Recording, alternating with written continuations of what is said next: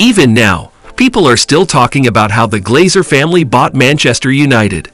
In the summer of 2005, they bought the company for £790 million through a leveraged buyout.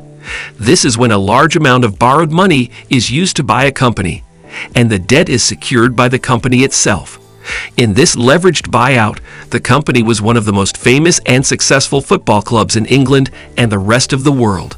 Over the years, this debt, the interest paid on it, and the dividends given to shareholders, most of which went to the Glazers, have caused a lot of debate. The Glazers have made United's debt and the cost of paying it off easier to handle by reorganizing its finances in different ways. At this point, the debt and the cost of paying it off shouldn't be a problem for the team's success on the field. Hello, and welcome to our YouTube channel. Today we talk about, is Manchester United in financial trouble?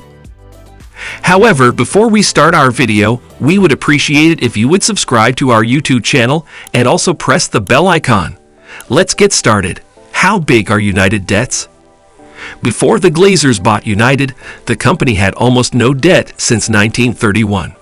With the takeover in 2005, all of that changed in an instant. The Glazers gave the club an initial debt of about £550 million, which grew over the next few years as they reorganized the finances. The debt peaked at more than £700 million in 2010, right around the time that fans started the first green and gold protests.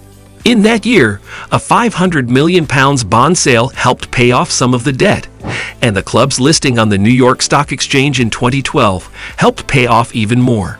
Yet, after 17 years of being owned by the Glazers, United has a gross debt of £592 million, which is just a little less than the £603 million they had at the end of their first year in Manchester. According to the club's most recent quarterly financial report, which covers the 9 months leading up to March 2022, the club's net debt is currently £495.7 million. This is the difference between the club's total debt and the cash it has on hand. The debt has always been the main reason why fans have been against the Glazers' ownership, but they don't want to pay it off because they don't think it affects the club's ability to run and compete. Last year, co-chairman Joel Glazer said at a fans forum, "We think we're in a very good place when it comes to this. We are in debt, but so are a lot of other clubs. Over the past few years, we had made progress on paying down our debt. A couple of years ago, there was a big drop in the net debt. This has hurt us, just as it has hurt all the clubs in Europe. Unfortunately, the pandemic hit, and we had to use a lot of our cash reserves because we didn't have any fans in the stands or match day revenue. This has hurt us, just as it has hurt all the clubs in Europe. There are always headline numbers for the debt, and then there are the real costs on an annual basis.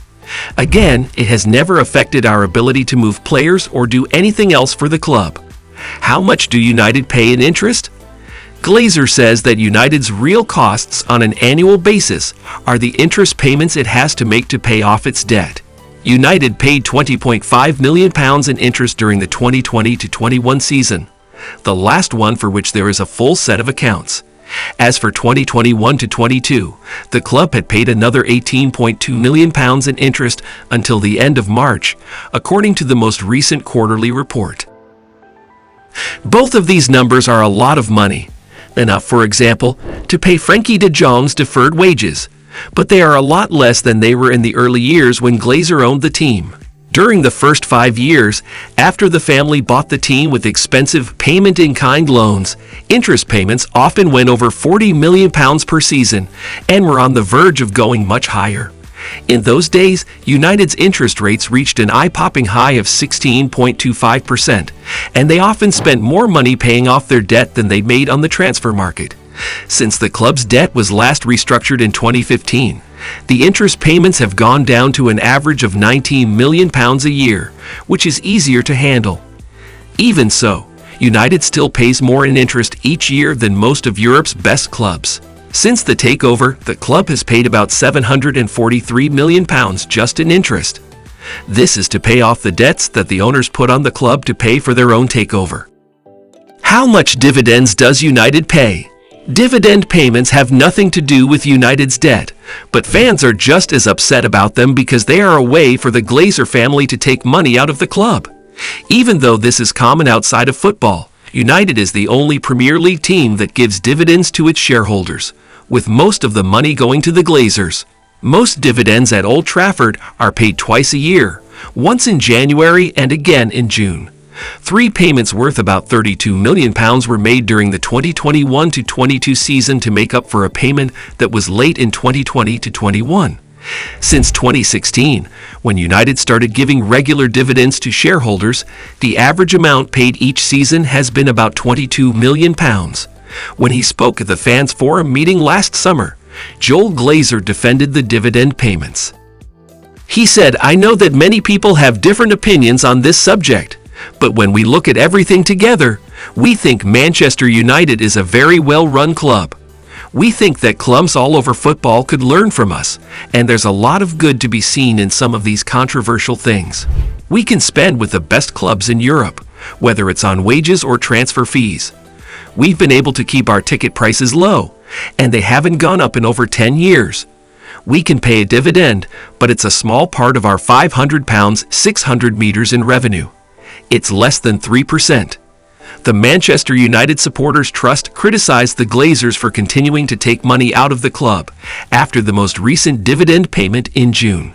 This was just a few weeks after United finished with the fewest points they have ever had in the Premier League. A statement said, "Today, the Glazers paid themselves the lion's share of a £11 million dividend at the end of one of the worst seasons anyone can remember. It's bad business to reward people for failing, and the way things are going at United right now, it's just not acceptable." During the first few years that the Glazers owned United, they had to pay out huge amounts of interest. This made it hard for United to compete for players on the transfer market. They were lucky to have Sir Alex Ferguson as their manager, who is one of the best of all time. This helped them stay successful and win 5 Premier League titles and the Champions League. Since Ferguson's retirement in 2013, the club's debt has been restructured, making interest payments less of a burden. As a result, the club has been able to spend more freely on transfers, but that hasn't led to success. Recent poor performance may have less to do with the size of United's debt and interest payments, which limit spending, and more to do with how money has been spent, which raises more questions about how the Glazers and former executive vice chairman Ed Woodward have run the club. At the same time, United still pays around £40 million each season in interest and dividends, which many fans say wouldn't be going out of the club if it had different owners with a different debt-free plan. So that's it for today. We hope you enjoyed the video. Tell us what you think about the video in the comments section below.